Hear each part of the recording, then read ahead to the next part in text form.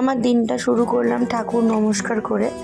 আজকের সকাল রবিবার, আমি আমার রবিবারের লাইফস্টাইল করছি। আপনাদেরকে কথা দিয়েছিলাম যে রবিবার করে আমি আমার লাইফস্টাইলটা আপনাদের সঙ্গে শেয়ার করব। অনেকেই মনে করে যে নৃত্যশিল্পীদের নিজস্ব কোনো লাইফস্টাইল থাকে না, তো আমি সেটাই শেয়ার করে নেবো রবিবারটা আমার কীরকম কাটে। রবিবার আমি সকালবেলা আমার নরেন্দ্রপুর ব্রাঞ্চে বাচ্চাদের ক্লাস করাই। সেই ক্লাসেরই কিছু ছাত্রীদের আমি ভিডিও তুলে ধরলাম আপনাদের সামনে। আরও অনেক বাচ্চারা রয়েছে, তবে এটা আমরা প্রোগ্রামের প্র্যাকটিস করছি।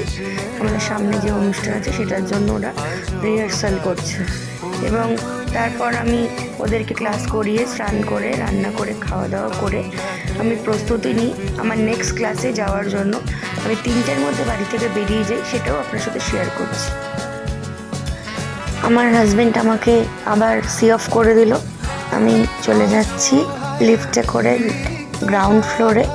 দরজা খুলে আমার গন্তব্যস্থলের দিকে যাওয়ার প্রস্তুতি নিচ্ছি। অবশ্যই যেতে গেলে তো গাড়ি লাগবেই, তাই আজকে আর র্যাপিডো বুক করিনি, 4 হুইলার বুক করেছি, কারণ একটু পায়ে প্রবলেম হচ্ছে আমার, তার জন্য।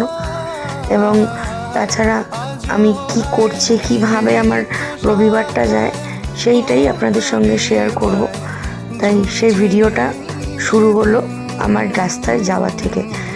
আমার বাড়ি থেকে আমার ক্লাস বা আমার একাডেমি বা আমার বাপের বাড়ি, যেটাই বলবেন, দূরত্ব হচ্ছে 35 থেকে 40 মিনিটের। তাই আমি সেখানে পৌঁছে গেলাম। আমার একাডেমি সাউথ সিটি মলের পাশেই, দেখুন রাস্তাটাও দেখিয়ে দিচ্ছি। সাউথ সিটি মলের পাশে যে খাওয়ার গলি গেছে ওইখানেই।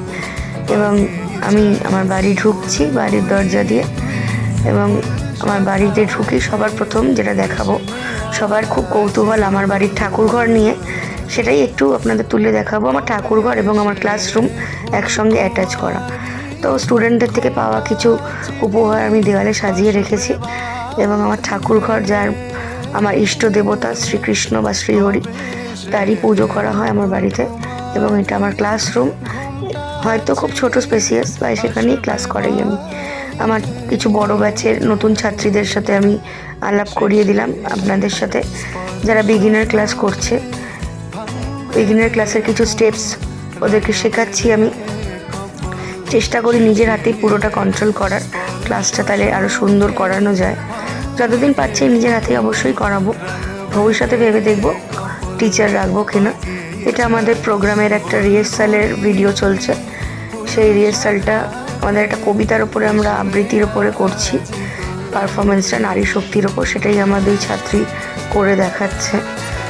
অবশ্যই আমার যে প্রোগ্রামটা সেটারও ভিডিও আমি নিয়ে আসবই ব্লগিংয়ের মাধ্যমে, আপনারা দেখতেই পাবেন।